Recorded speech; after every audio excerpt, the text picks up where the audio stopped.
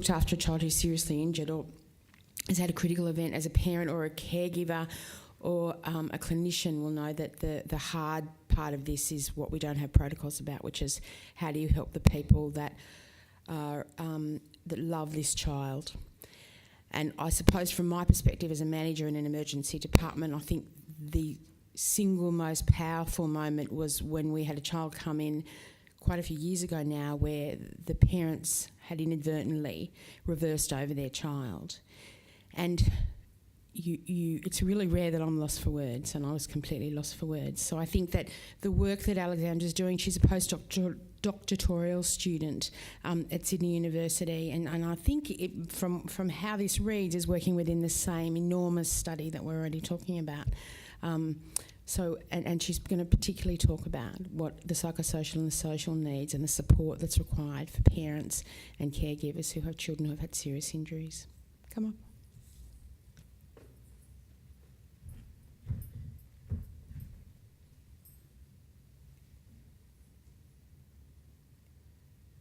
Okay, so the project that I'm going to talk about is one of the paediatric critical injury program projects. It's one similar to what there were 7 or 8 in the whole program, and I'm going to talk about one which focuses specifically on parents.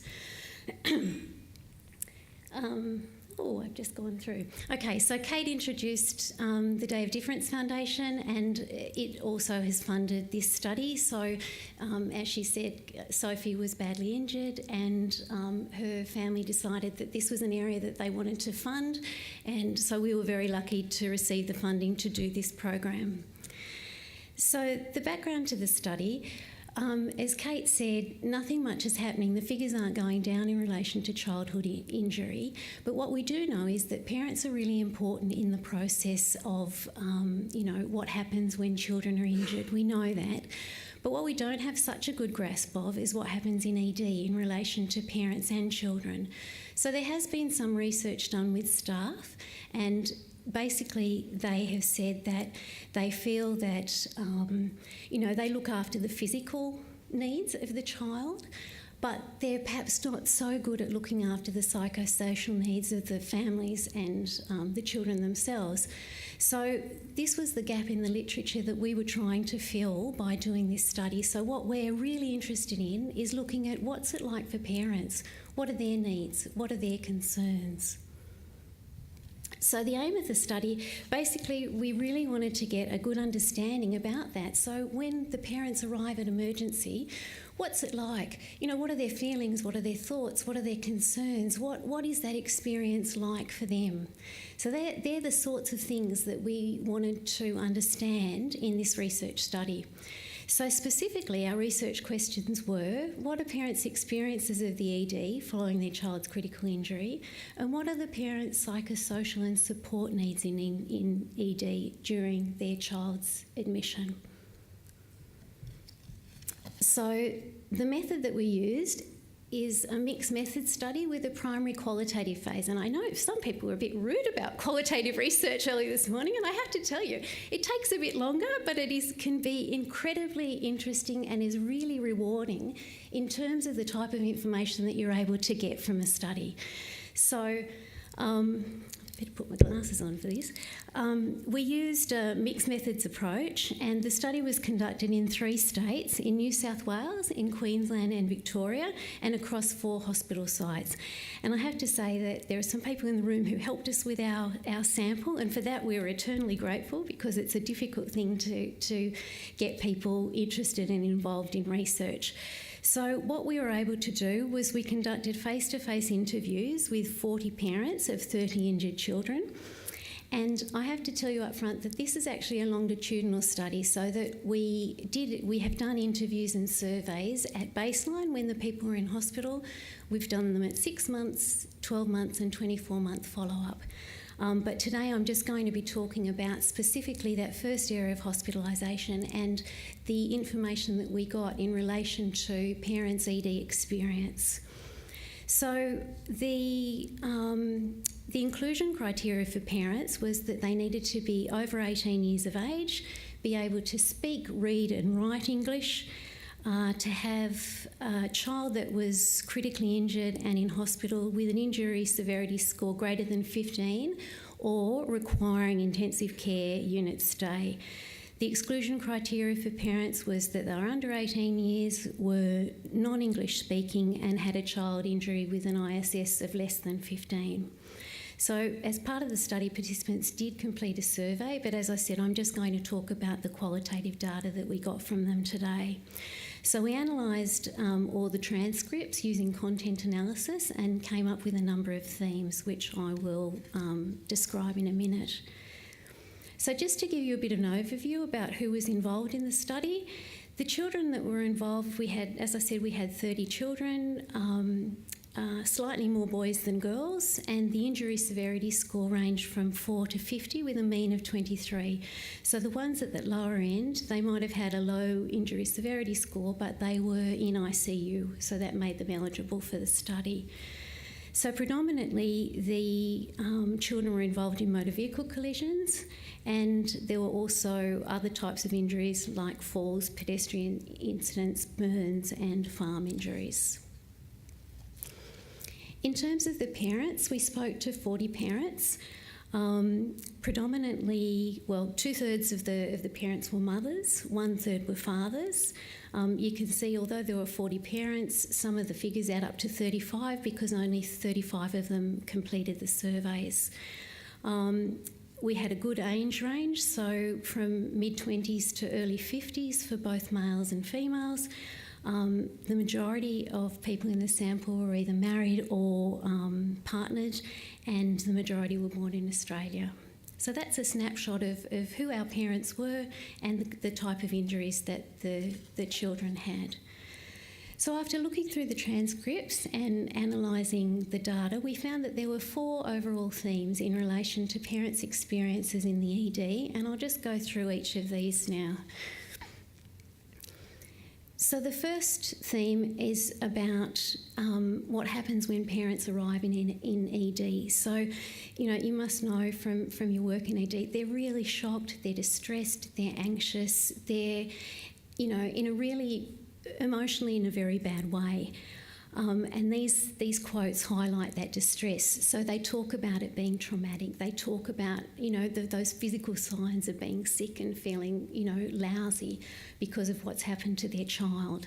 I think the other thing that's important to acknowledge too is that it isn't just about their reaction to the child, but they could have left a very distressing situation in order to come to the hospital. And often, I'll give you an example. One of the people in the study, the mother was the driver of the car, the mother had had the accident, 2 of the children came to hospital, the mother went to a different hospital, another sibling had to go home in a different way. So the father arrived and he was incredibly distressed by what happened. So it's not just what happens when they arrive in hospital, but it's what's happened kind of prior to the hospital that also impacts on that distress and levels of anxiety.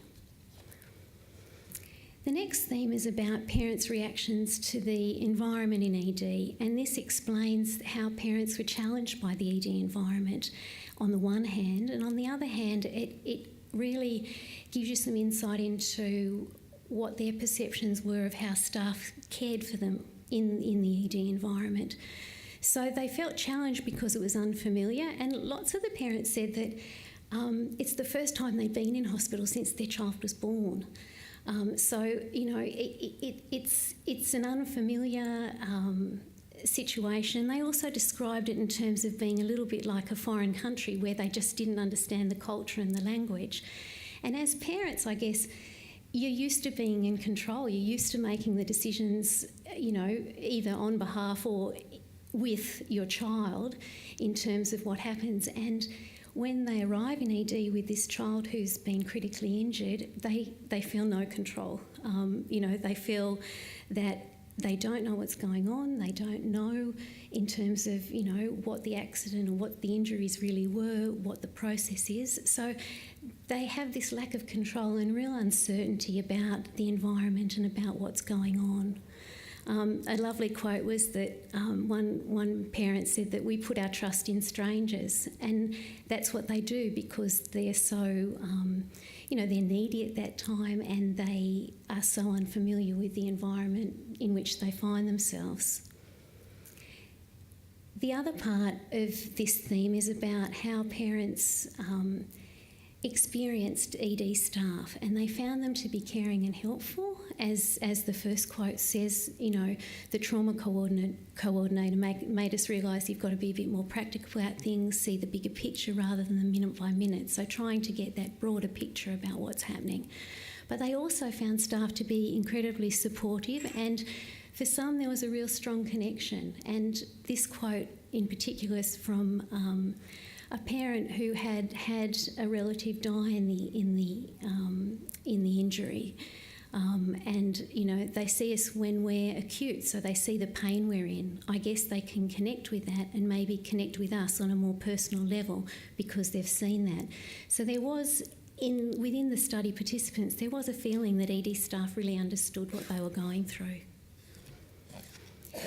The next theme we found was in relation to how parents deal with the injury situation. So parents told us that they respond to the immediate concerns, and for them the most urgent priority is my child going to survive? Are they going to live?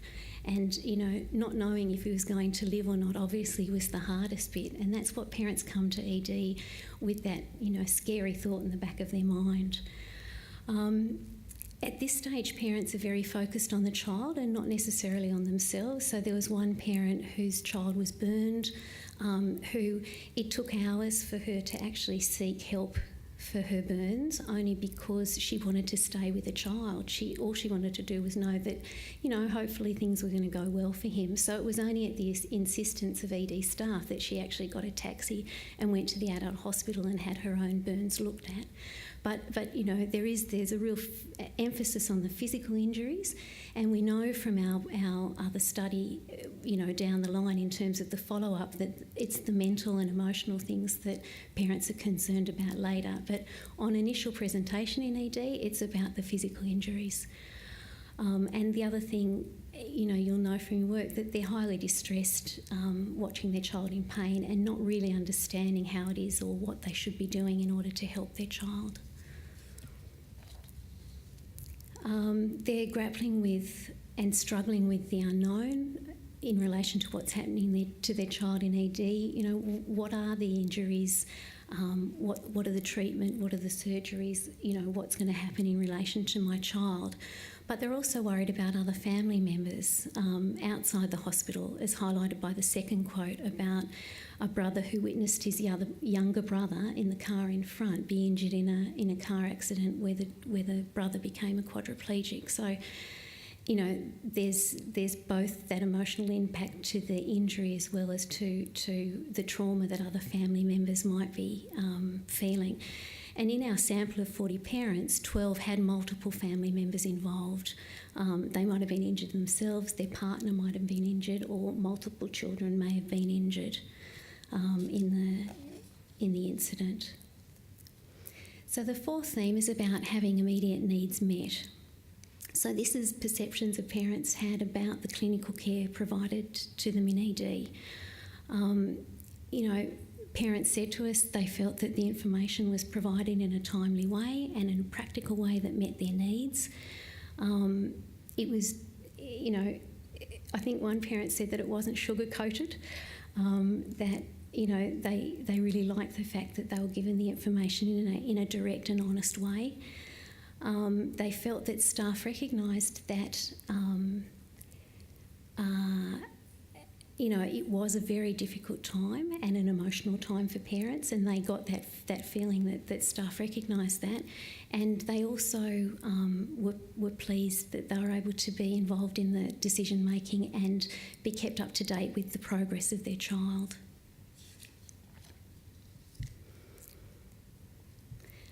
Parents felt that ED staff recognised that as parents they were dealing with an extraordinary situation, that the injury really had turned their world upside down. They also reported that there was some recognition by staff that as I said before, that they were also not only dealing with the child in the hospital situation, but they were also dealing with a world outside the hospital. So that might have been, other members who'd been other family members who'd been traumatised by what they'd seen prior to the child and parent being in the hospital situation. They also realised that parents had to prioritise the needs of not only the child in the hospital but other family members, as the second quote says, that parents need to make sure that you're there for all your family and not just your sick child. You need to be there for your husband or your partner and your other kids.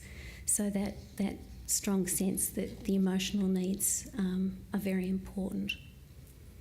So what have we learnt from doing this study with parents of critically injured children from their experiences in ED? We've learnt that the urgent needs parents have are for emotional support, so emotional support from people working within the ED.